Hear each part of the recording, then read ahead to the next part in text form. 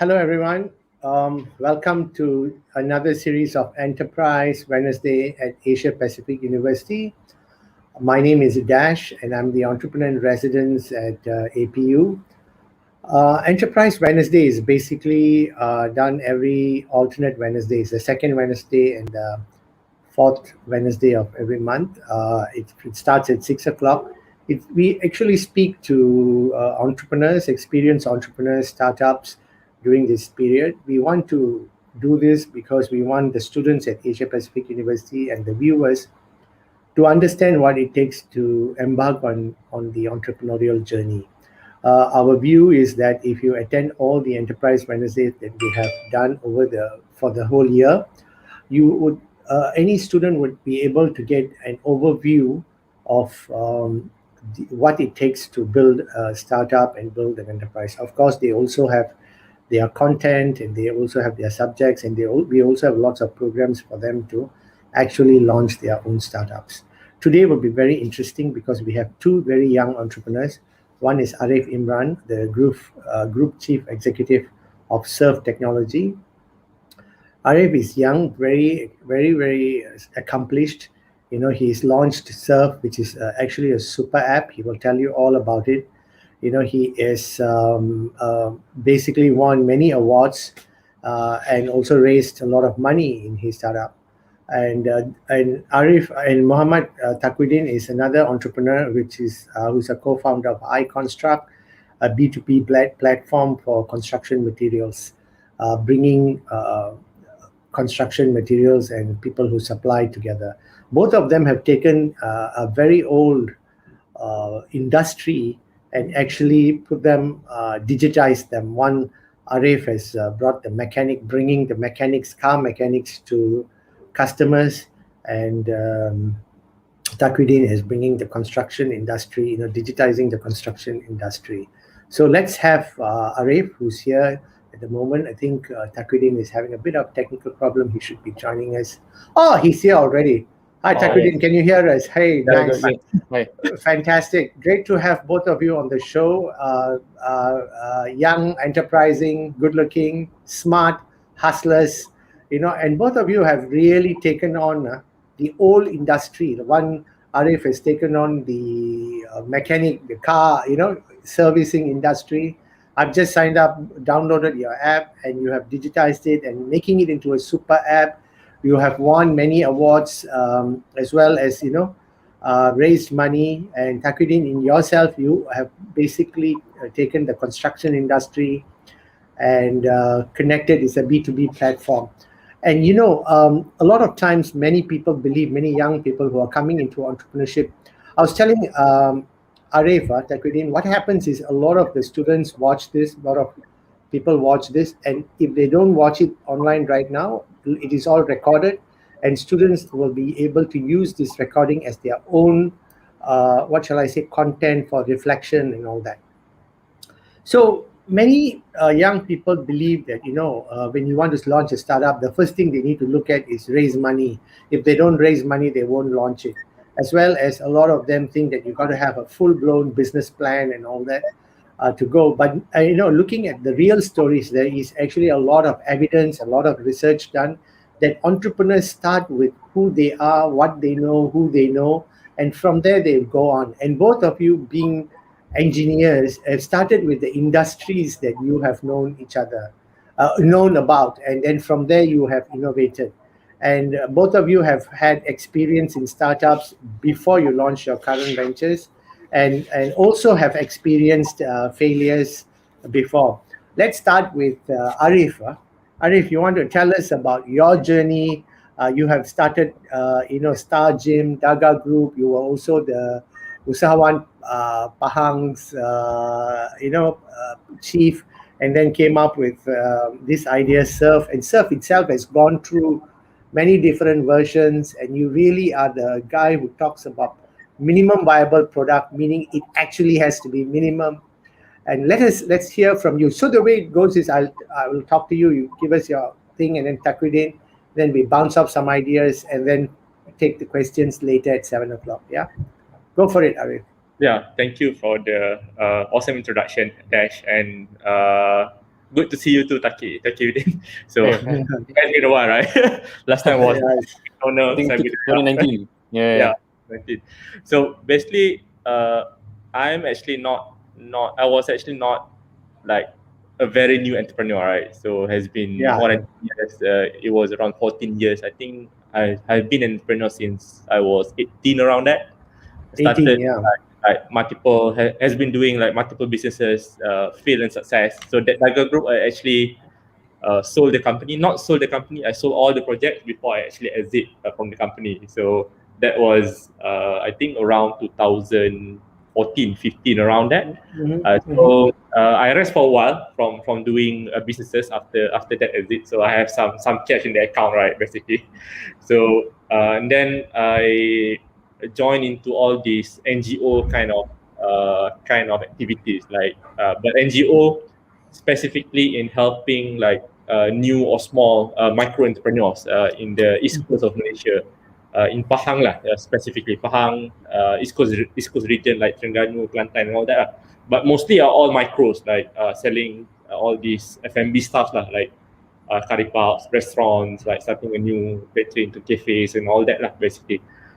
After a while, because seeing all these and that star gym, basically, I just at first it was not like my intention to actually start a gym. So someone come to me and then had proposed me something like to open a gym. So I invested in him. Suddenly he didn't really do really well. So he just walk out. So I just took over everything lah, basically. So that was how it started lah for the gym. But I'm okay with it because it was my basically my hobby to go to the gym, right? So basically it is just there. So basically still in my hometown in Kuantan. But after a while, since 2016, early 2017, around that, I figure out there's a lot of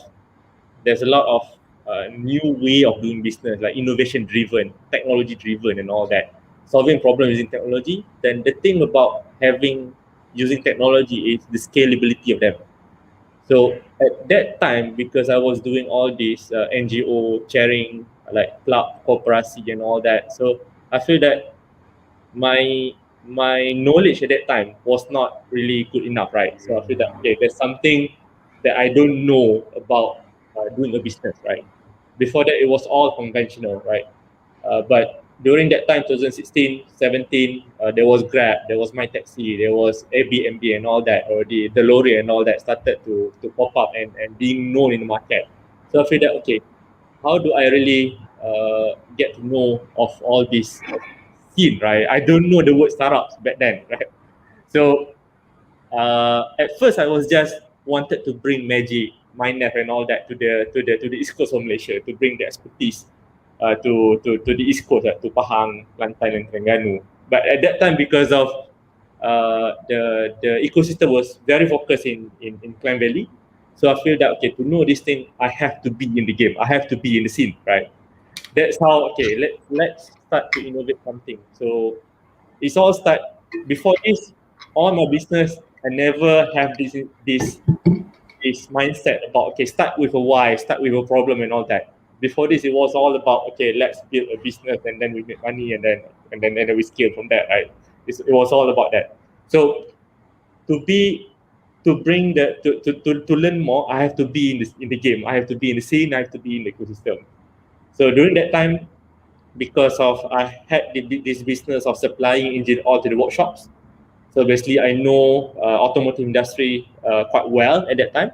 So I feel that, and then during that time as well, and actually until now, so this industry is one of the oldest and the non-digital industry, right? Yes. Actually, we can see a lot of new digital in F&B, yeah, in e-hailing. It's a totally new thing. Hotels and all that, but no one is touching automotive industries at all, especially aftermarket. The only digital is like Kalis and all that, all the like something like car selling platform, second car selling platform, and all that. But there's no really like the transformation of digital experience in automotive industry. So okay, why not? I start right. I start.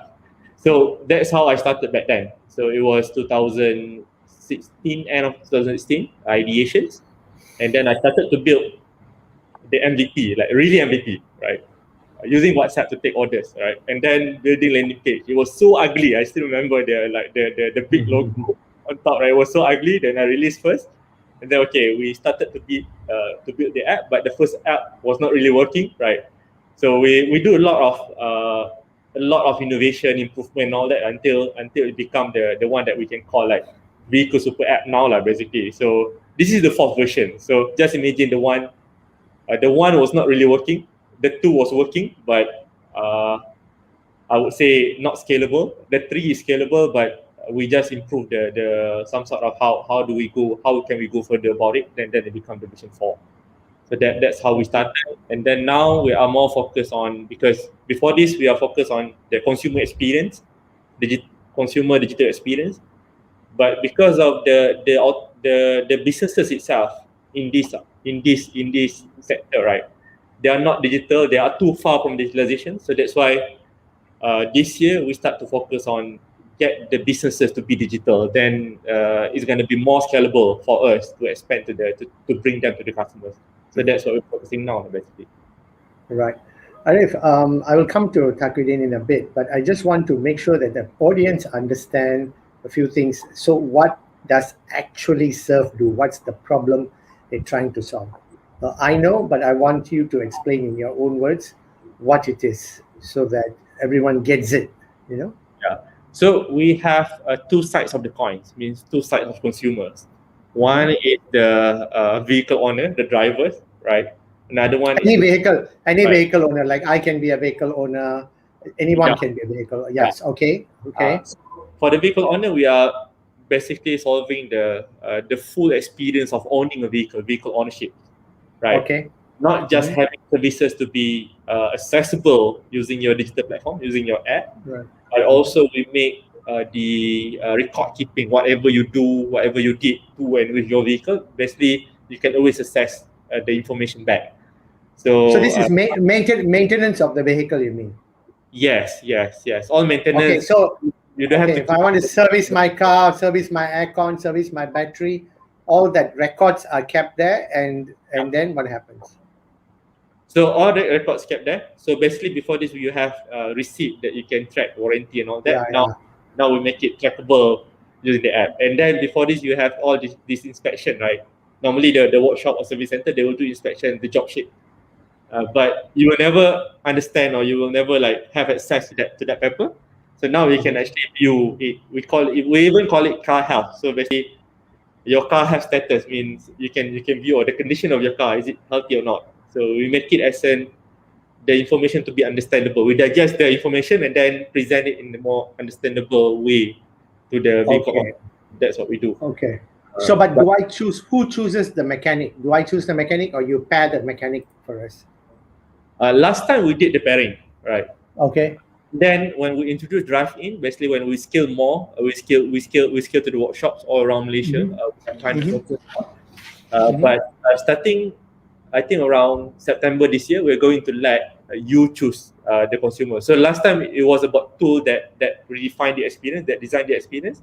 Now we are basically empowering the merchants, the workshop to have that tools, that the bookings, the service delivery, and all that, so that you can actually choose. I see. Okay. I'll come back to you. So you are digitizing both sides now. Yeah, both sides. Okay. So with your digital vehicle ownership, I now can also have an avatar of my car online, or what? Yeah. Basically, you get it like exactly. Yeah. Okay. All right. Great. Let's go. I got a lot to unpack with you, but Taquidin, let's talk about about your experience. I know that you started up a Streamship while you were in university itself, which university, engineering, and then you came up with iConstruct with your partner. How did that happen? And then raise money with Pitchin. Both of you are highly recommended by Mr. Cash. Thank you to Cash as well for getting you. He said, you got to speak to these gentlemen. They are awesome. So it's okay.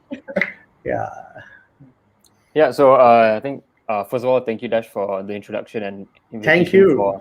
So and really excited because this is my first panel session among students, right, among university. So really excited to share. So I think my entrepreneurship journey really started really back then in 2018. Back then I was in my final year, preparing for my final year of university. So I studied in University of Nottingham, Malaysia. Studied civil engineering, and then during the final year, I actually figured out that hey, we so excited about the startup scene, and a few startups like the Rory, Carousel that actually got me really excited about it, and then from that I started to actually got interest into building my own startup, especially in the technology and online scene, right? So preparing during my final year, I actually had this idea of starting up Stream Shop, which is my first startup.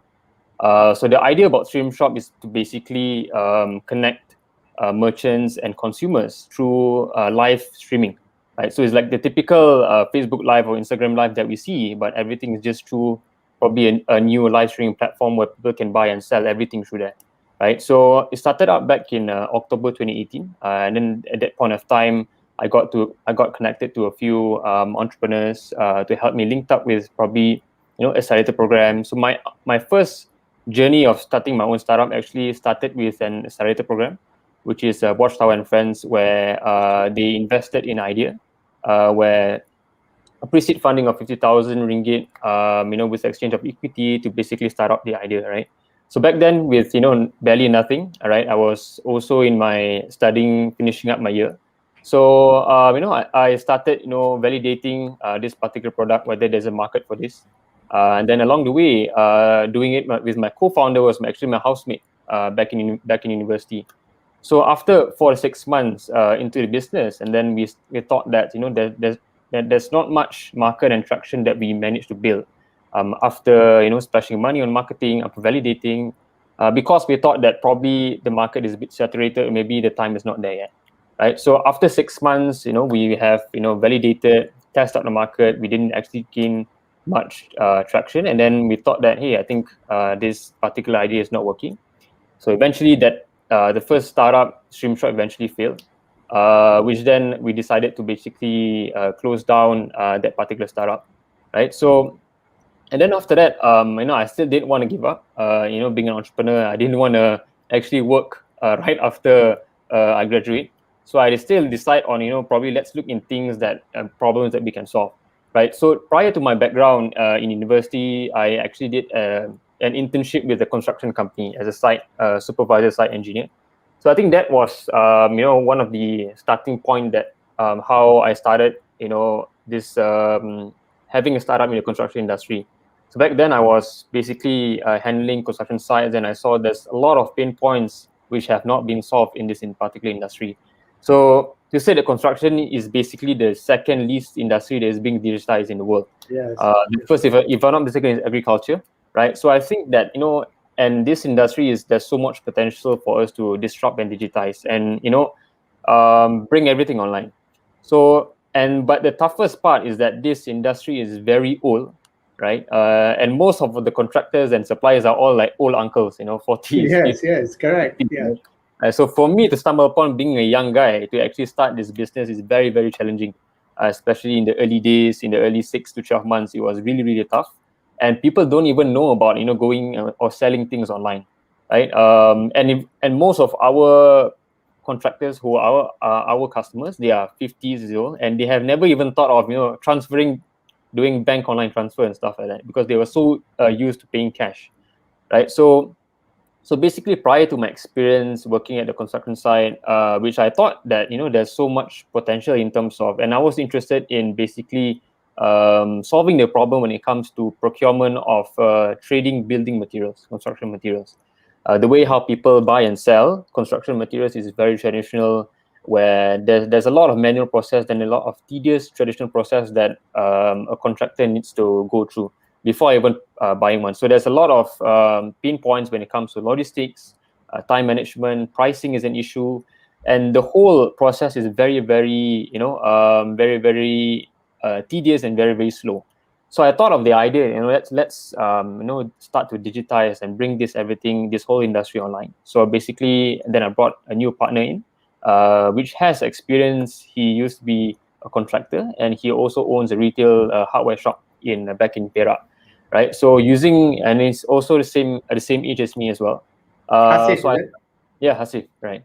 So we started this right after I graduated from university, and then at that time, my parents have already pushed me to go and go work, right? Work. So yeah, work. So I'm like, shit, I really need to get this done fast, to make sure that I can prove to them that this particular startup is working, right?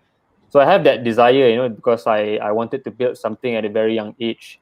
And yeah, our main focus was to actually to digitize and bring the whole experience online for buy and sell construction materials. So basically a B2B platform for where contractors can have thing and access everything online, right? So it's been a very, very tough ride for us, especially like I said, in this industry is very traditional, and for the first 6 to 12 months, it's really all about validating.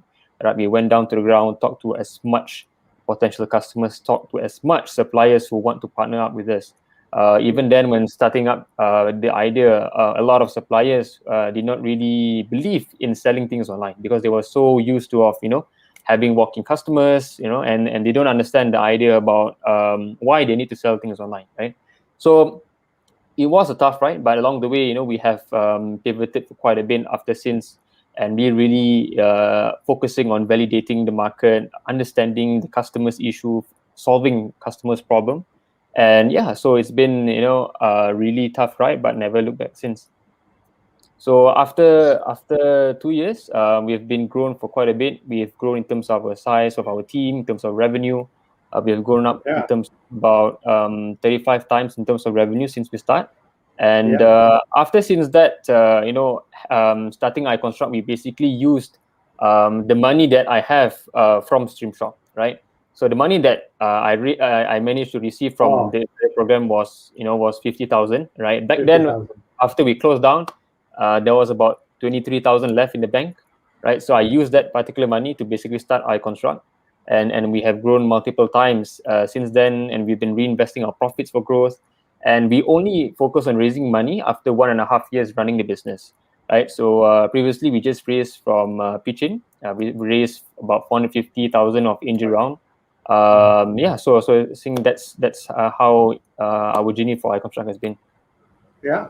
So interesting. So you have raised close to a 500,000 from pitching, and Arif, you raised 1.5 million from pitch. You said you were going to raise 1 million USD, but you got 1.5 million from pitching. Yeah, 1.5 million from pitch in. Prior to that, we received 500,000 from Traju and That's 300,000 right. from Cradle. Yeah. Yeah, yeah. And I think for those who don't know, I think you are one of the Traju's superb Bumiputra entrepreneurs winners, right? One of the favorites Yeah. of the presentation for that. You also won the top 40 innovators award from the Asian startups from the 10 countries from the Korean ministry as well, right? Yeah. Yeah. Yeah. So That it's was very interesting. yeah. Sorry? 2019, that one. Before COVID. 2019. Yeah, So basically, both of you are very interesting. That's why I invited both of you for this particular thing. You took the uncle industry. One is the mechanic industry, one's the construction industry, and you are very boldly both actually digitized and change it. How did you both take your time? Tell us how did you both change the mindset of that? But before that, Taquidin, so how does it iConstruct work? Let's say I'm a contractor working by the inside. I want a plumbing pipe. So what do I do? How do I use you? Yeah, so basically, we have a dashboard of suppliers, multiple suppliers within our range platform, right? So we have Yeah. suppliers from from steel, sand, pipes, Yes. and whatever paint, right? So Yeah. we have basically a bunch. I work with a lot of hundreds of suppliers within our Yeah. network, right? Hmm. So where the contractor comes and quote, they are able to receive it instantly with everything through our pricing and our delivery and stuff. So basically everything can be done, online. So Just where the contractor do the quote, is it? The contractor yeah, wants to buy. It's a B2B platform, right? yes, correct. So the contractor will say, I want pipe, I want this, I want that, all those kind of stuff. And then Yeah, so basically, the contractor can have access to our pricing, right? They can have a look in terms pricing, of okay. pricing, what we offer, what's the MOQ that they want, and when they need this particular item. Yeah, so everything Okay. can be have access online. Yeah. Okay, so that's the demand side. So on the supply side, you have all the suppliers listed like Shopee or Lazada on your side. Yeah, exactly. So how did you do this? How did you change the mindset? They will probably want to hustle and give discounts to contractors that they know. They all have their clicks. It's all this like a cartel kind of thing, right? No. Yeah, yeah. I think especially for the past 1 year, the acceptance of them trying to sell online starts to increase, right? Yeah. And we started to basically build trust and relationship with all of these suppliers. I think that's number one priority, because at the end of the day, they only want sales, right? So no Right. matter whether you're offline, whether you're online, they don't really care. But they really, what they want is really the volume and the sales that you are able to give them, right? So we are able to actually prove to all of your suppliers, getting them online, promoting your products, using with marketing, getting them access, allowing contractors to access all of their products via everything online, right? Without the need for them to find new customers or walk in stores. So I think that's the value proposition that we are providing to our suppliers, to basically bridge and help them bring their products online. Right. So I'm just going to push it now to both of you, to start with this thing about challenges and how did you change the mindset. And then you said, Taquidin, you started with only 23,000 that's balanced from what WTF has invested, which shows a lot of integrity. You closed it down, and the failure, you take that business money and put it in this. And Arif, and how much did you start with? So I started with around that, actually around 20,000 ringgit. Really, really, okay. Yeah, around that. Actually, I was lucky that when I started Serve, right, all my like the cash that I sold up the previous business was already sinking down. So I think I would do it differently if I still have money, which will not have the same result as now, right? It means, the conventional way of doing things, you have a lot of money, you open like big office and all that. So because of I Exactly. don't have money, so I search for co-working space. I ran in Magic. Okay, I have to be like close to the ecosystem. I ran a co-working space in Magic. So that was before that I was like having a business, having like CEO office, big one and all that lah. That was my conventional like previous one. So because of I just have this amount of cash. So how do I do it, right? So I need to do things differently. So I ran out. I ran a co-working space. I start mingle around new entrepreneurs and all that. So that I think I have to empty the cup so that I can receive like a lot of water and I really relearn from what I have experienced before, right? And then to answer uh, about about how do we actually tackle all these challenges into like getting in the dual industries. So I think last time we took actually around 2 years, 2 to 3 years. Just we can call the previous version of Surf app, right?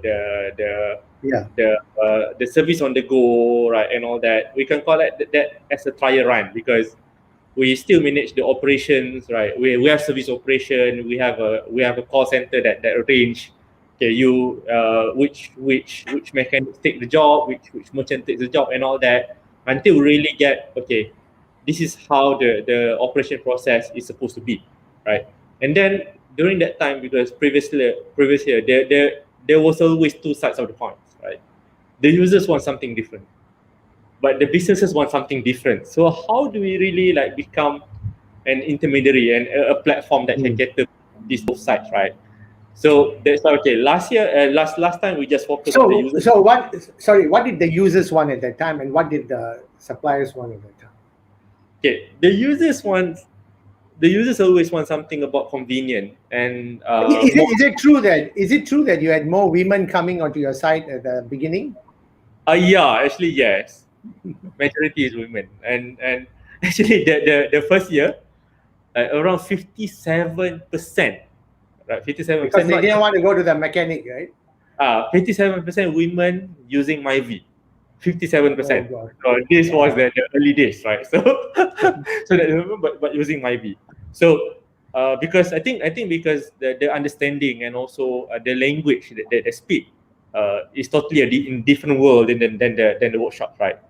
Right. Right. It's like limited to that. So sometimes the users, means the car owners, they want the language to be in an understandable way, a layman way, right? Okay, what is it? They don't understand what is like drive shafts or whatever, all these technical things, right? But the way mostly the workshop, they're communicating, they're communicating in this way. So how do we actually translate it, right? Yeah, to present it in a different way that the users can understand. So last time it was all about that, right? But the thing is, because of the merchant side, the workshops themselves, they still have a lot of problems, digital, non-digital problem that haven't been solved, right? So we're saying, okay, for them to really use to really accept consumers or customers from the Surf app, we need to solve all these problems first, like the digitalization. If not, it doesn't make sense for them to open another app, and then suddenly need to open like another accounting software and all that. So we're trying to stitch all these things together. Okay, provide them a tool. Okay, you use this, you don't have to log in anymore. To log in at another place. Then you will be accessible through marketplace inside the Surf app. So we position it in that way. So with or without Surf app, so this workshop tool is usable, right? And then now we are making like the with or without the workshops, the Surf app is also usable. We are looking into this both sides. So it's basically make it both independent, but make it also both can be interdependent, can be connected. So which version are you at? Which version are you at? The workshop is still at the early version because we just released the tool July last year. I know your version 4 or 5 or something now. Yeah, currently 4. Oh, okay. So because of the major updates that will be available soon, so I think the major update is going to be 5. We're going to upgrade the version. Yeah. Okay.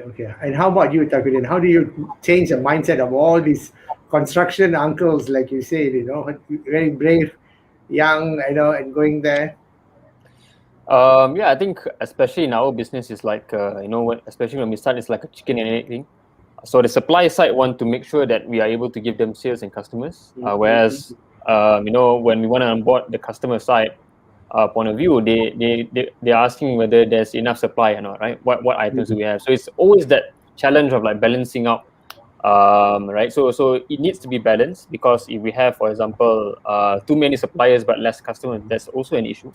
Too many customers but less, or the vice versa, is also an issue. So we did find it that we really need to balance out those things. So I think we at first, when we started out, we really focused on the core issue of what our users want, right? So in our case, in our industry, is very direct. On the customer point of view, what they want is just they want cheap price, and they want the items to be delivered fast. Third comes convenience, right? So number 2 is very important, because timing in construction is very crucial. It's not like how consumers order items online, where they can wait for 3 to 5 days or even 1 week, right? So in our industry, it needs to be very fast.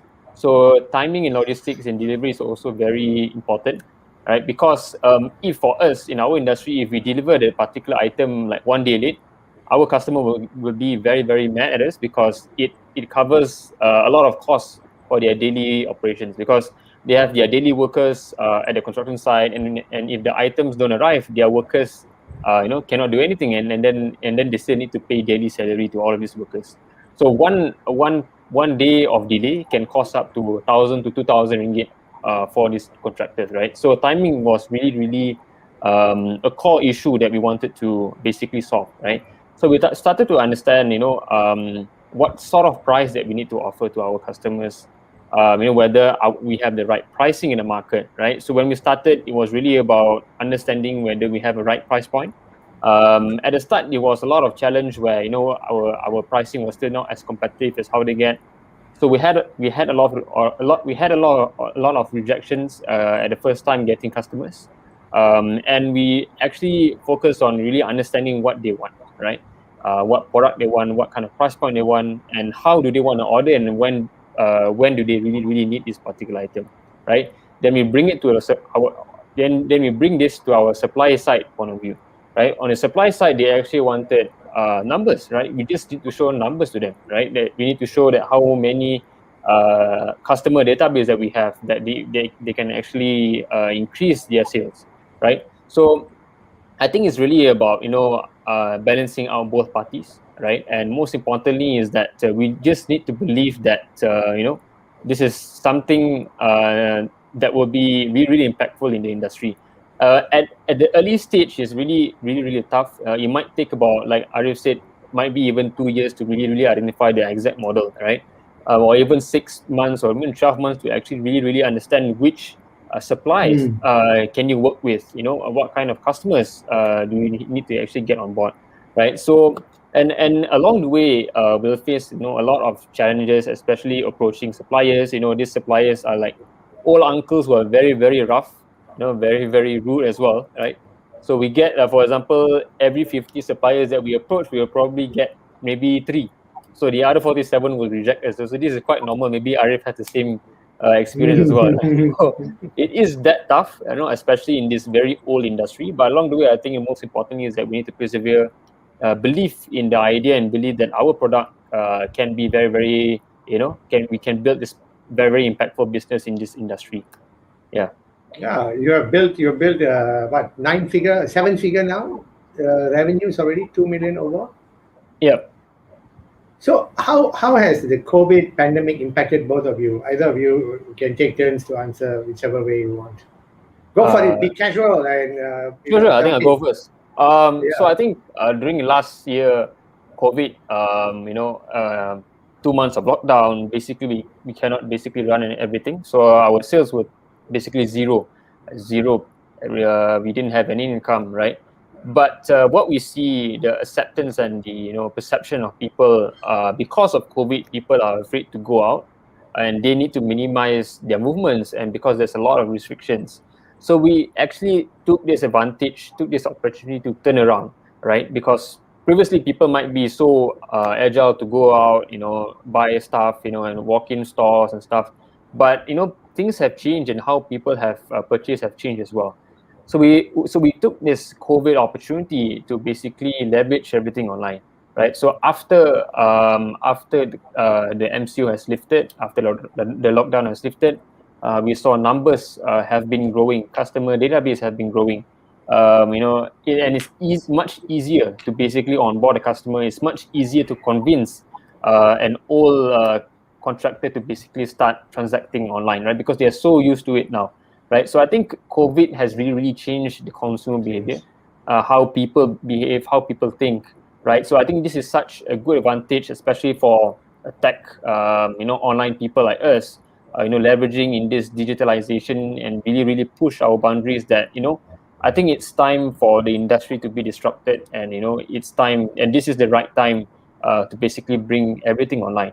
So we have this advantage, as a lean startup, be very agile, very fast, and we have to turn around every crisis into opportunity. So that's what we believe in, building a business. But construction itself has slowed down during COVID, right? So I think for our market, there's a lot of sectors of construction. So what we really focus on is more of towards the independent contractors who are the small scale, the renovations, not really focused on the large scale projects. So in this particular industry, there are about 70,000 of these small independent contractors. Having reached to up to date, we have only reached basically less than 200 still, right? So there's still a lot more addressable in the market, right?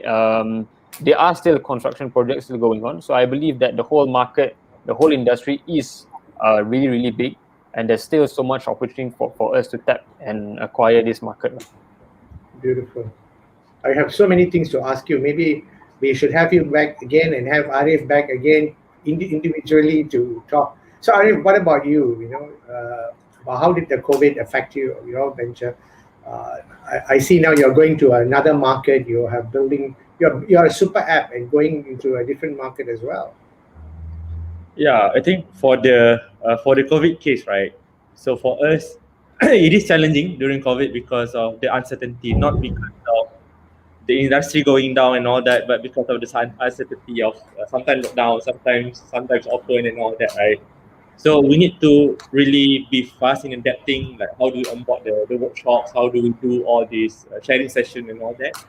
But the thing is for us, because of uh, we have some cash reserve, basically we have cash reserve, and then so that we can remain focused on the long game instead of the short game or firefighting things, trying to stay afloat now. So, but we just focus on the long game. So instead of like trying to find like short-term revenue, we focus on the long game. We stick to the plan. We know that okay, even though like let's say COVID happened, even though all this uncertainty, even though we are off track in terms of growth, but still we are growing basically because of not just growing in terms of the number of the workshops. We understand that the transaction of all these businesses is going down, but our total transaction is going up because of the number of merchants that we are onboarding.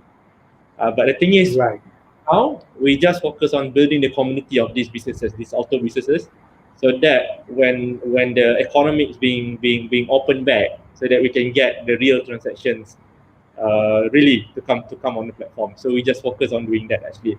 And then what is interesting now, it sounds impossible last time. How do we actually onboard all these merchants, getting them sign up, getting them to learn the demo of our system and all that, just using Google Meet or Zoom, right?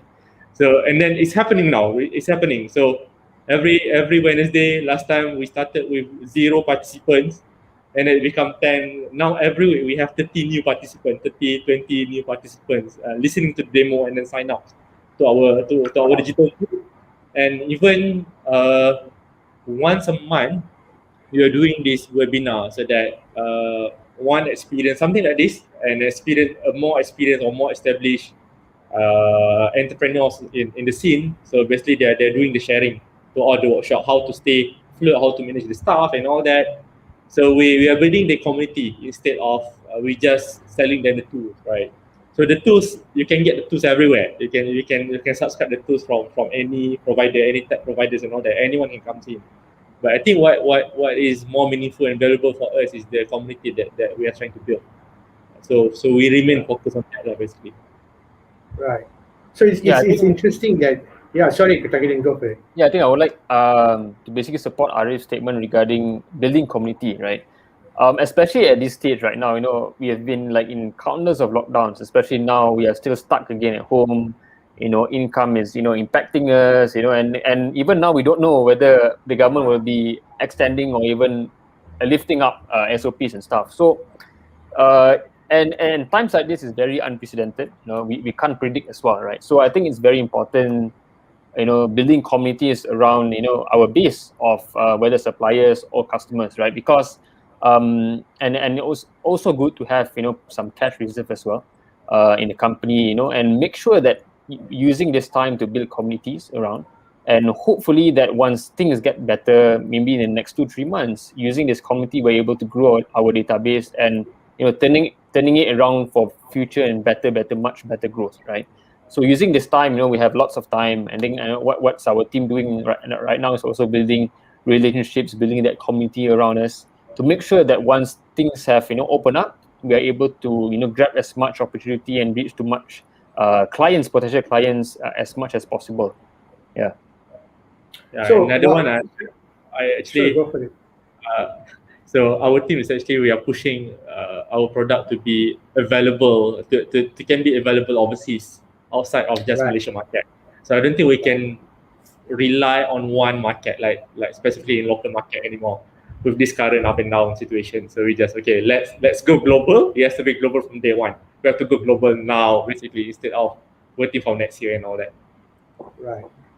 So from what I hear from you all is that you didn't let, although the revenue has gone down, you didn't let the COVID pandemic impact you. You preserve cash, and you're navigating it by building other parts of the growth matrix of your business and growing it. How do you keep your employees motivated during this time when the revenues are dropping, they can't go out, they're stuck at home?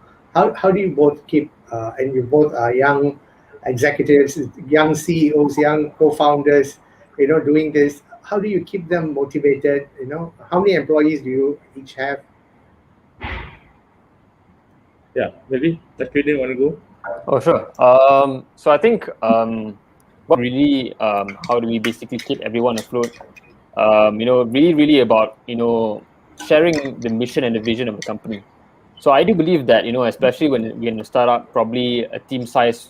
So our team size is about 15 now.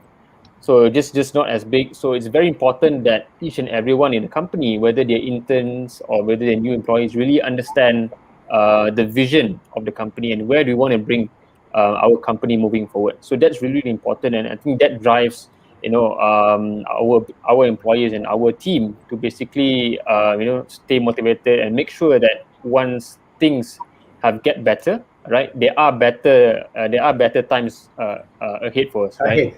Yeah, exactly. So it is really about making sure that everyone believes in the company. Everyone stays afloat, everyone do their job, and make sure that we really, really get ourselves prepared. Once things has opened up, because we believe that I mean, for us, our industry, people still need to work. People are eager to uh, carry on with construction projects. There are still a lot more things to a lot of potentials out there in the market, right? So it's about how can we use this time to basically prepare the best, and even then, probably we need more people in the team to make sure that we are even well prepared for much better growth right after the lockdown has lifted. So I think that's really about really making sure that everyone in the team really understands the vision of the company. Right. Yep. Arif? Yeah, for us, just would like to share, like end of 2019, we were 12 people. But end of 2020, we were 25 people. So basically, we double up the numbers during the lockdown, right? But so the thing is, our challenge of last year was about like building or structuring the team to be better structured, better foundations, right? Because last time we didn't have the mid management, now we have the middle management. So how do we grow the middle management to be like level up, right? So that they can take the responsibility. And then we also to echo what Taquidin said about mission and vision, we also starting to emphasize the core values and all that, so that being like reminded and also being emphasized, right, week by week and all that. And then for us, we also have something like we have a weekly game, like bi-weekly game. So normally on Friday after hectic week, so normally they work a lot, right? They work a lot day and night and all that. So for us, he has been flexible all this while. So what matters is the deliverables, not the time that you work. So some of them working at night, some of them like to work in the morning and all that. So but sometimes because of it is all about the result, it's all about deliver. Sometimes they tend to sometimes like overdo or something like that. So uh, every end of the week we always have this game like Friday night, something like that. So we have a game so that we can actually like sometimes the game is not like a proper structured game, like anything that a mess, right? So any funny games, anything that we can just laugh and all other things. So we have that session basically to just throw it out. So Wow. So you do this on online now. Yeah. So our team are young mostly. So Sure. interesting that mostly people are using let's say Google Meet mostly. So we use Google Meet for external Okay. meeting, but our internal team we're using Discord basically. So a Discord. platform for game communication. We use Discord. So some of them do working together in the Discord, so listening to music, so that there's a bot there and all that. So we play games also by using the Discord. So Fantastic. kind of something like an online game, but your gamification of your own Oh yeah, that's right. You're playing online now, basically together. Y'all are playing. online, You're, but group together, right? Something like that. yeah. So it's interesting. You're building camaraderie within the company, as well as you're building communities outside, building the whole ecosystem, and going during this COVID pandemic. So we will be probably having some questions from the students coming out soon. Very very quickly, I want to ask this as a rapid fire question so that we will get the students to understand. So how long does it take from idea to product market fit? Very fast, quick answer. Roughly, I know that both of you started slow. Started small. Idea to product market fit. Depends on the standard of the product market fit. So the MVP. Yeah, MVP can be fast, like maybe 1 to 3 months, but product market fit, I would say 2 to 3 years. 2 to 3 years, huh? Yeah. And then, so by when did you think that you needed to raise money? Raise money, I think when you are ready for growth. Okay. Only then you're ready to raise money. What about you, Taquidin?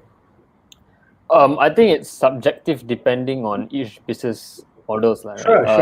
Yeah, it is subjective. I think in our case, probably about 6 months, maybe. Yeah. Okay. Yeah, but I think that's product market fit lah. When we realize that that's huge market for this, people wanting our service, people want our product. Yeah, but like I say, it is subjective depending on industries. Right. And both of you didn't go out with a perfect product. Both of you went with what we just call MVP. For those of them who are listening to our audience, MVP is called minimum viable product. Something that is so basic. We call it, Silicon Valley calls it the scrappy product that people will still buy and use. Like you said, you're using WhatsApp to connect people and all this kind of stuff, right? So the MVP, right? So it's what you went out with in the marketplace, right? What were the experience for MVP going out in the marketplace? We've got a question, but we will take that. The experience when you go with your MVP, people say, okay, it's not here, it's not there. How did you handle those kind of stuff? Yeah, I think we need to be fast in like providing insight. So let's say last time our MVP took quite long to really reach out to the really usability, right? But recently, when we released the workshop management tool from July last year, so our team is more ready. We're more ready. So basically, we kind of deploy new features, new updates, bugs fixing, and all that. Every 2 weeks, we have a new deployment. So that is how fast our product evolve. So whatever it is needed and all that, we can actually like deploy like super fast nowadays because the team is there. We can really like to the market. Yeah. No, but when you first started, the mechanics won't be looking at their phones. They won't care. I mean, the phones are all over the place. So how did you manage to sort that out? Yeah, so it was very manual. So this is an interesting story that I always tell. Yeah, I share in some of my sharing session, right? So when we released our first the version 1 mobile app, right? So I was so happy because it was so stressed before that. Okay, let's deploy, right? And then we deployed 30th of September 2017. So we deployed the first version. So, but the thing is, we did validated the demand, right? There are demands through our WhatsApp's landing page, you know, but we didn't really validated the process, right?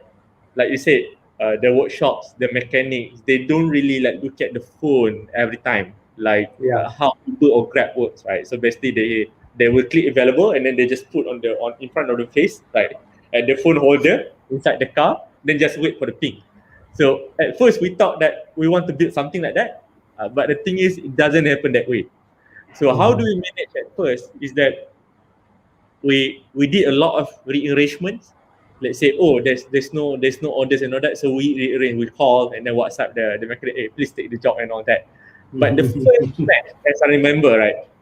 So one of my friend basically told me that, hey, I nak service kereta on this date, on this time. So I called one of the mechanic, told him that please be available this date, this time. So there will be ping on your phone. Right? so ping, and then the match happened. But the thing is, even though we did a lot of rearrangement because we did a lot of high touch rearrangement, we call the customers. But for customers, they don't really know that the product shouldn't be. Yeah. Right? For the customers, what they know, okay, they place the booking, someone call, and then the mechanic come to the house. And then, okay, there it is, right? And then the mechanic do the job. So they thought that the product it's meant to be like that, but actually it was not, right? we prepared, we built everything so that okay, this one should be automated, but it doesn't really work that way. So I think that is one valuable lesson that we learned. So we shouldn't really go like try to automate everything, like zero human intervention and all that at the first place, right? In the beginning. So we went manual. So we off command. Basically, the app is still the front facing is still like that, but whatever at the back. So we receive the orders through email, and then we WhatsApp. We arrange back. We WhatsApp the customers and all that. So only at the front there's an app, but at the back everything is being manual. So we go back manual. It works better. We can receive. It's better than rearrangement. Means like right. Arrangement is always better than arrangement. But the thing is, it was not scalable until it went viral because of someone tweet about us like, okay, because of the high touch, we know every single customer. Basically, I remember last time I can remember the plate numbers of at least 100 of my customers during the beginning, because I was the one who take care of one of the person that take care of the operation, right? I received the email and everything, and then at that time, because of the high touch, one of the customers tweet about us. So she tweeted together with all this. Okay, dear ladies out there, these are the on-demand services that you need to know so that you don't have to rely on your useless boyfriend. So and then the third one was Grab / Uber. Number two, I forgot number two. Number two, I think the lorry. Number two was Soka. I think the three, Soka or Goka at that time. Goka. Number three, the lorry. Number four was us. And number three was I forgot who. Number four was number five was the lorry, something like that lah. 22 lists, and then it got retweets, like thousands of retweets. Right? And wow. Then all this siakap keli lah, all this Facebook viral kind of social media, right? Also like screenshot and post, and then it went viral again. Someone like bring the list down to WhatsApp and then circulate it through WhatsApp. So just remember, yeah, we got thousands of traffic, thousands of people trying to download our useless app at that time. So then I would not to say useless, not so usable app.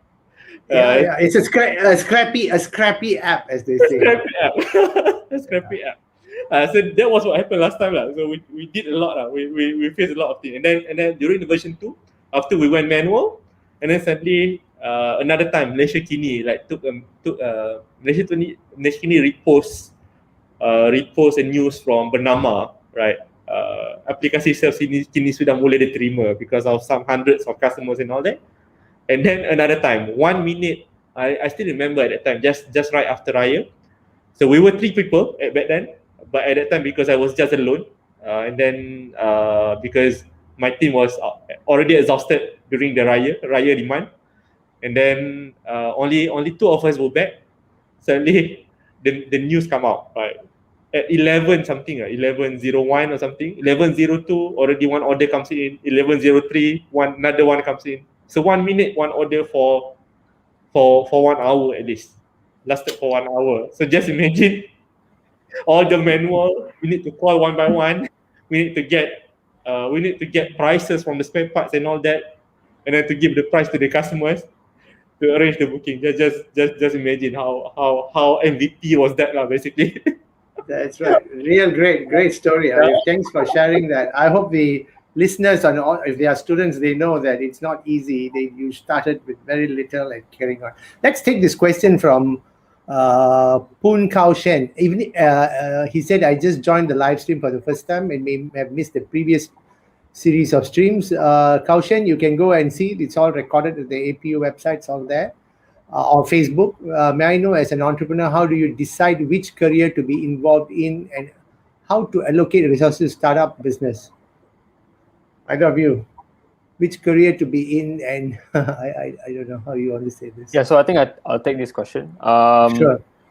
So which career to be involved in? I think it all depends on your interest and what basically what expertise that you have, right? What interests you and what really drives you to actually do that particular business, right? Because if I were to basically start like a beauty business, and probably I don't have that drive or interest in that, right? So it's very important that as an entrepreneur, you really have interest in that particular industry, and you really focus on the problem that you're solving in that idea that you are doing, right? So I think that's how basically I think there's no decide or what which career you want to be involved. I think it goes really naturally according to your interest and according to your expertise and your experience. And then the second question was about resources, right? Was it about funding resources? Resources, right? Yeah. So, yeah, so I think especially at the early stage, right, it's about really going out to the market and test out your product. So that's very important. And I think with the resources that we have today, the cost of setting up and starting up a business becomes even much lower right now. I mean, if we want to build a website now, a simple website, we can just go on Shopify, right, where you can just subscribe to like 100 ringgit per month. So it's very cheap to basically start a business now. And you can use like a lot of free resources out there. For example, you can use a Facebook, like what me and Arif did. We started using WhatsApp. We are still using WhatsApp even, right? So Facebook, WhatsApp, Instagram. So there's a lot of free tools out there for entrepreneurs to actually start and validate your business, right? So at the early beginning, try to maybe spend at max maybe 5 to 10,000 to really start up that particular idea. Like what Arif said, the product does not need to be fancy at the early stage. But most importantly, focusing on understanding the market and the customers, right? Focusing on solving the problems and then really understanding the customer's demand, right? Then only we can think of putting in more cash into the business. So use as much resources as we have, especially in marketing. There's cheap ways of marketing, Facebook marketing, influencer marketing, or even word of mouth marketing using social media platforms, getting people to share, right? So there's a lot of very cheap resources that we can use right now to actually start a business. Beautiful. Thanks, Taquidin. Arif, you want to jump in and say anything? I think I agree with Taquidin. Try to like use as less resources as possible.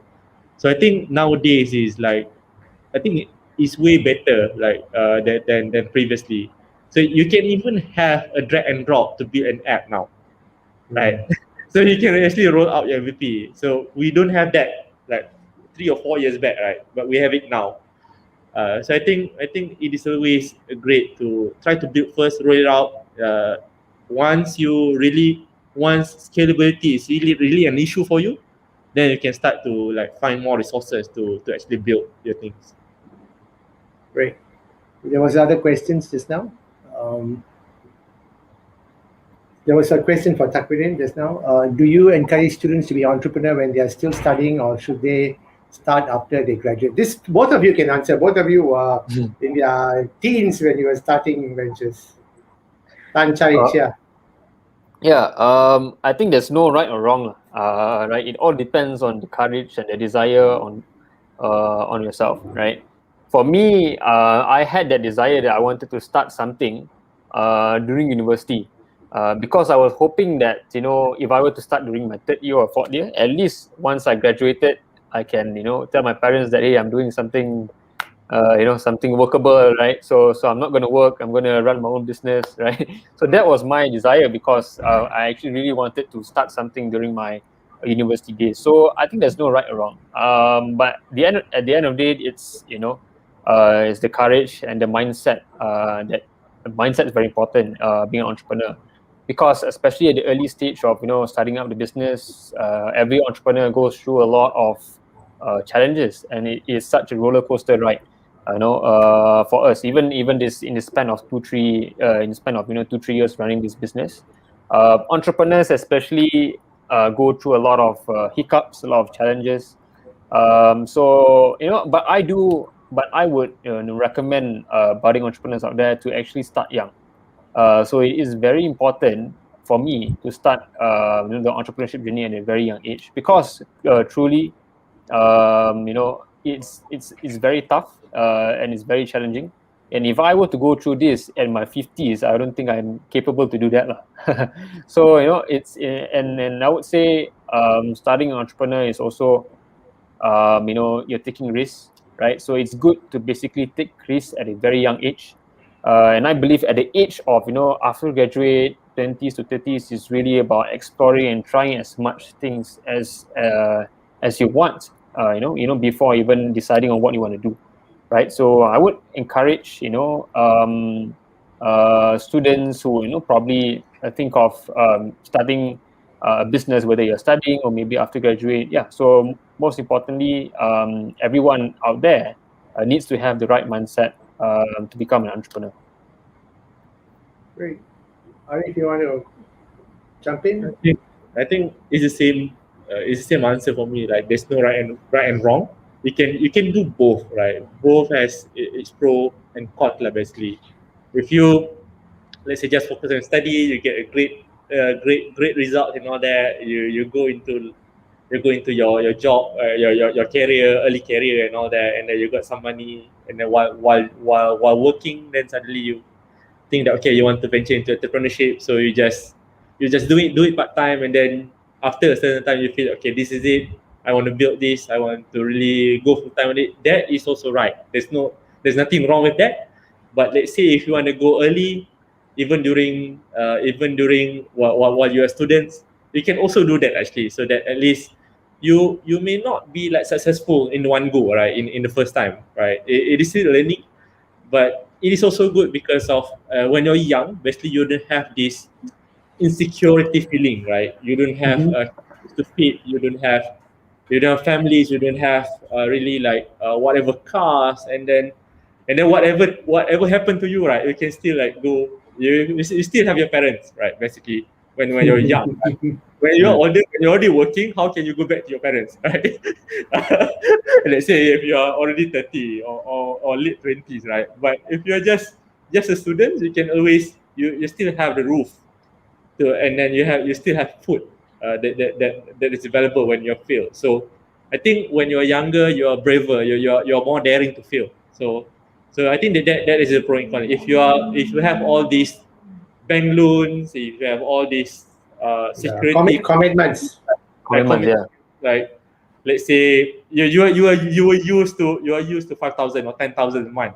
So how can you go zero for a certain time? So I think that is also a challenge. But if you have certain cash buffer, let's say for 6 months or 1 year of runway, so I think it's okay. It's good to go. So there's no right and wrong, just your preference. For me, I started very young, right? Actually, I'm a dropout 2 times.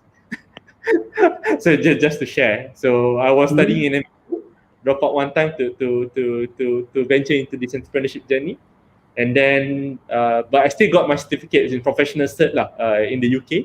But after that, I continued back. I basically took my academic certificates, so in DBA, also in the UK. But at that time, there was a choice. I already finished all the modules and all that. But the thing is, the pound sterling at that time spiked, right, from 4.8, 5.1, something like that, to 6.8, 7 point something. That was 2016, 2017, around that. But at that time, I just started surf. I just have this idea of surf. So instead of okay, I have some tuition fee that I have to finish up, right? But the thing is, I just started surf. I already learned everything. I already learned whatever I need to learn there. So if it is about certificate, is it about certificate or is it about the knowledge that I have learned? So if it is mainly about the knowledge, so I shouldn't care about the certificates. I should use that money. That is the 20,000 ringgit that I put into surf to start investing. So instead of continue, okay, this is just for certificate. So what is it, like DBA, doctorate in business? So people will call me doctor. So what's with that, right? So I think okay, let's just use this money to buffer my runway for surf lah, basically in the very early beginning. So that's my choice. That was my choice back then. Wow. So you gave up your certificate and took that 20,000, put it on this. This is really inspiring. Very, very good. So how much? What do they value surf now? Previously, we raised at 18 million ringgit pre-money, so we raised 1.5. So now it's around 19.5 lah from ringgit. From Okay, so the that's the ROI on giving up the damn cert. That's just the start, you know. That's fantastic. But anyway, I shouldn't encourage students to give up the cert. But anyway, Arif, Haslina is asking you here. You mentioned women use your app. Mostly women use your app. Did you anticipate your customers come from that sector before you start the business? Actually, before start, no. So basically, sometimes you have assumptions, right? So this is what I would like to share. Sometimes you have assumption before you start when you have idea, but your assumption may not be right. Sometimes you did survey. So we did survey actually, but survey also may not be right. So most of the surveys, like the participants of the survey, sometimes they answer the yes or no or whatever they answer. Right? Sometimes what they ask for is not really what they need or what they will be subscribing for. So that's why it is very important to have your MVP to roll out. When you have your MVP, then you get the data to come in. Then you really know who is your customers or what do they really need. What are the behavior and all that. I would encourage. So one, yeah. Sorry, go on, finish it. I would encourage roll out the MVP as soon as possible. Yeah. So what were your assumptions? Who would your customers be when you rolled out your MVP? So your initial assumptions when you targeted. Actually, we have some persona back then. Personas, yes. So we thought that it's gonna be both men and women, but urban drivers, right, staying in the urban, but have cars that are post warranty. So that was the target, right? But the thing is, when we roll out, so because when we did the survey, we didn't really have that enough data, because we did I forgot how many 100 or 300 surveys, right? But during an event at Markets or something, I forgot the actual place. But the thing is, it was so random, so we don't really have that precise data. When we roll out, then we know. Right. Yeah. Good. So Ahmad Awad is asking this question. I would like to ask both entrepreneurs, what's your biggest flaw or mistake you did as a startup which made you learn the lesson that ultimately made your business successful? Yeah, Taquidin, there you go. Oh, I think there's so many mistakes we make, right? Throughout our entrepreneurship journey.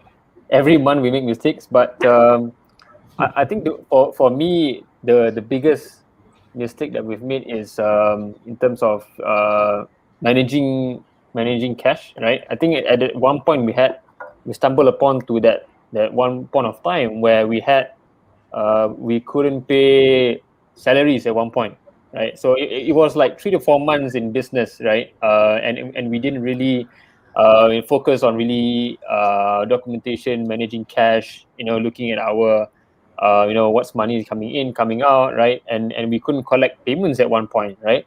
So at that particular point, we were really at a point where we couldn't pay salaries to our staff. At that time, we had just 2 people, right? And it was really, really tough because we couldn't collect and we couldn't track payments from our customers, right? And we didn't know like how much profits or how much loss are we making, right? So I think that was a really big mistake for us in our business. Which eventually we could not. We really was in a tight position where we couldn't. It took us time to basically revive back because we couldn't track what's money coming in and out. Well, others there's so much more mistakes as well. But I think it's really about every business is really important to really look at how you manage the cash. Right? Whether you are big or small. So I think that's one of the biggest mistakes that I've made in my past years of becoming entrepreneur. Yeah, I think cash. Cash is very, very important. Cash flow is really key in managing your business. For me, because I have experience in doing business before. So when I run Surf, I really play the art of cash flow. So how do we really stay afloat, right? How do we really to still have kids to pay salary, and then how do I reduce, how do I pump in back and all that. So I think the game of that is very, very important for you to at least have the idea of how do you manage that.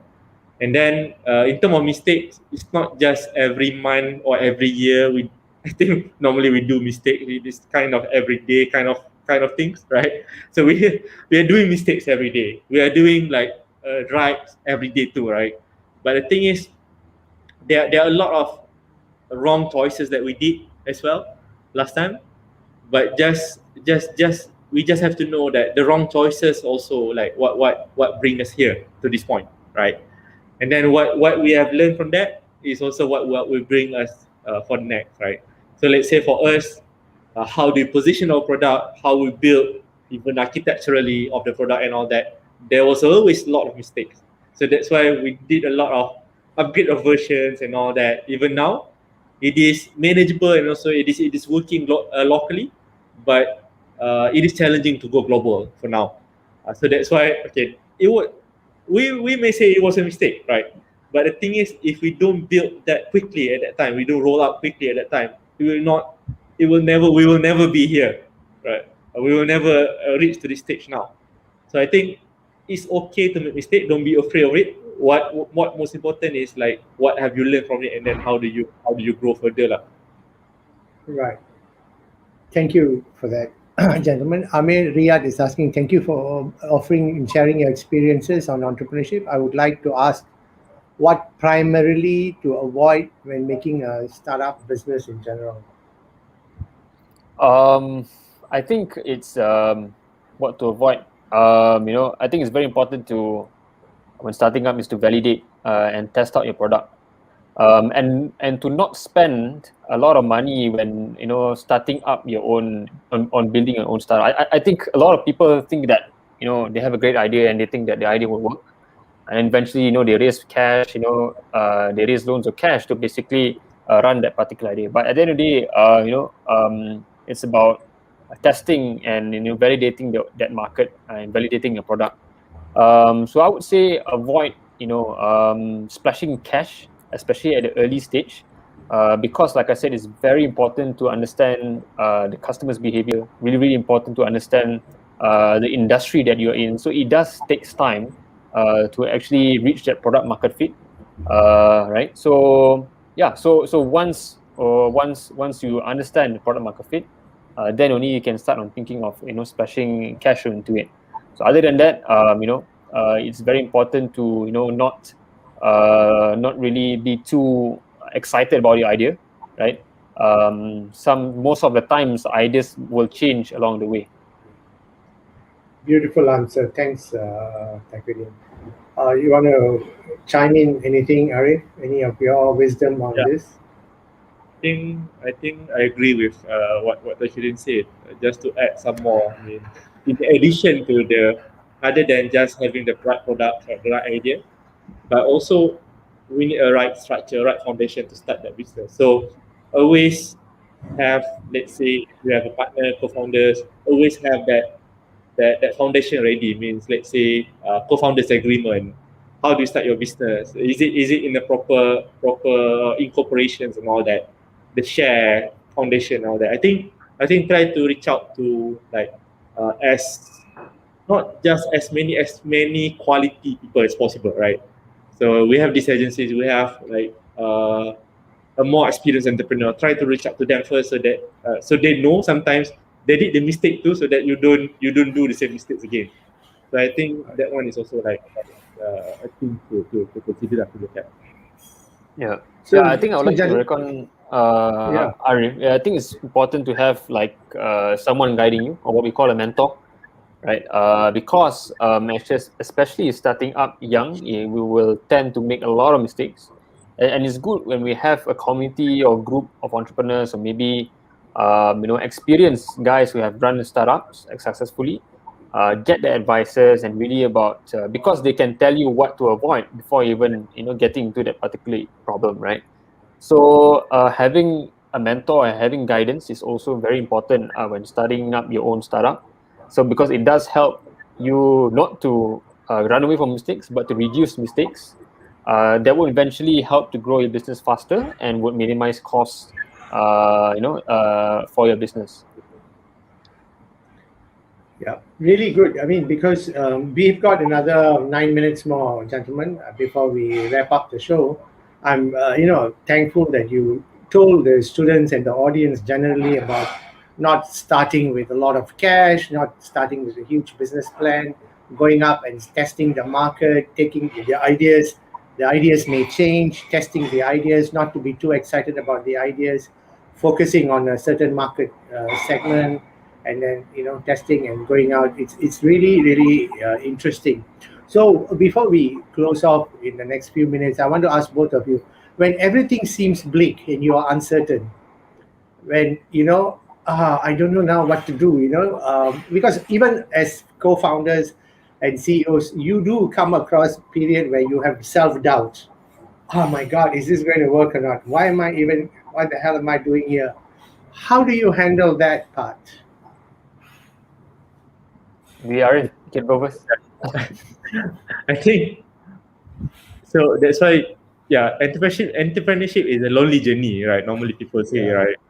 So it is lonely, but it doesn't have to be. Mhm. So that's why you need some sort of peer to peer. You have a team, you can reach out to your team and all that. But I think the people who will understand you more are the entrepreneurs also themselves, right? Yeah. So because at the position of CEO or at the position of an entrepreneur, so no one will understand you, right? Except for other entrepreneurs, because they basically sometimes they're facing the same things. So they sometimes they did that, they have done that, right? Did that, face that, and also like been there, done that, and all that, right? So, but the thing is, sometimes it's not about having solutions of that doubt or having solution of that was. Sometimes it's just about telling people, hey, I have this experience, because things that you don't know, someone else might have the answers for it. So just reach out, just have your peer support is very important. Network. So for me, so I'm part of like we have a group, like basically a community of entrepreneurs and all that. So we kind of share some problems and all that with each other. Really good. Awesome. Taquidin, yourself? Yeah, I think it's very important to have to be around a group of communities of entrepreneurs, because, like Arif said, only mostly entrepreneurs understand what we normally go through, right? Maybe other people don't really have that same feeling and same experience. So it is important to actually reach out and share what do you feel, how do you feel, especially now, right? We are still stuck in lockdown, and then things are uncertain. We don't know when can we start our business. So it's good to actually share your feelings and also talk to entrepreneurs who might have the same feeling and might have better ideas or solutions that can actually help you. Apart from that, I also believe is that it's also important to have a good team around you. I think especially employees, a team that really trusts you and the business, right? So I think that's what keeps us going, right? So I mean, especially in this times like this, I do also receive messages from our staff, who is really about, um, you know, even texting me to say, keep strong, believe. After this, we'll do. After this, we do things better back together, right? So I think it's really important to have positive people around you, whether it's entrepreneurs, your team members, your staff, your employees, your co-founders, to make sure that there's always positivity around you, and make sure that we always must be optimistic in whatever challenges that we face. Yeah. How did you both, a very quick answer for this, how did you both select your employees to join? So you have very good employees, you build the culture. How did you choose? How do you choose people to get on board? So I think for us at first it was about at first it was just about complementary skills that we need, and also feelings at that time. That's feeling. But now we have some sort of structure of core values and mission and vision, right? So basically we can actually look at, okay, will this person fit the core values? So we kind of look at that we can actually build the culture using the core values. So we do that right now. Right. Ray Chow says, well said, Mr. Taquidin. So what about you? How did you choose employees? So especially at this stage, I like to bring in young people because the young guys are so energetic, and they are willing to learn and do as much things because they're so energized, right? So I think it's also like Arif said, it's important to have and find people that fit to the culture of the company. And especially in the early days, in the first few months, in the first year, we brought in friends that actually believe in our mission, in our idea, and which way they believe and stick to us until today. So it is very important that we get and we find staffs that actually believe in the idea, and also people that can actually fit our culture, right? So I think that's very important because at the end of the day, our people is the asset, of the company, right? So what drives the company? Is our people behind moving the company forward. So having good employees, it is a good asset to the company. Arif and Taquidin, both of you are really a great asset to Malaysians, a great example to the young people to go out and build. We want to see both of you succeed, raise your become super app, become the unicorn. Like now we have got a Kasum has become the next unicorn. We hope to see that you guys both become the unicorn, and I'll be very proud to as a Malaysian to see both of you succeed.